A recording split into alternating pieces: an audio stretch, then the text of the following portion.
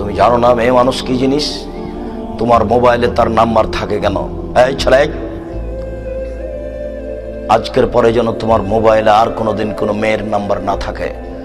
তুমি এখানে সম্পূর্ণ কেটে দিয়ে উঠাবা। আব্দুর রাজ্জাক সাহেব, কতগুলো নাম্বার আমার মুখস্থ আছে।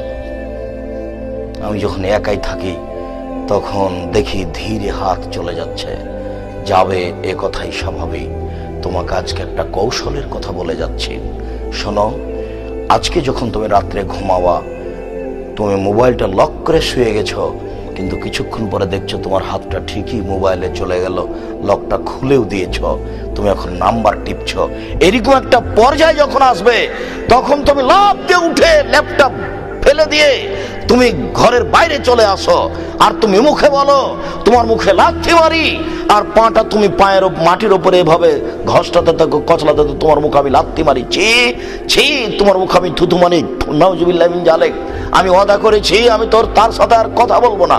শয়তান, তুই চলে এসেছিস, এই শয়তান, তোর মুখে আমি লাথি মারি, এই শয়তান, তোর মুখে আমি লাথি মারি, নাউজুবিল্লাহ মিন জালেক, নাউজুবিল্লাহ মিন জালেক, নাউজুবিল্লাহ মিন জালেক, ছি ছি, থু থু, তোর মুখে আমি থুতু মারি, ও মানে শয়তান চলে এসেছে। তুমি 2-1 মিনিট পরে দেখবা ঠান্ডা হয়ে গেছো। এখন রাত্রে শুয়ে যাও, আর হাত যাবে না মোবাইলে।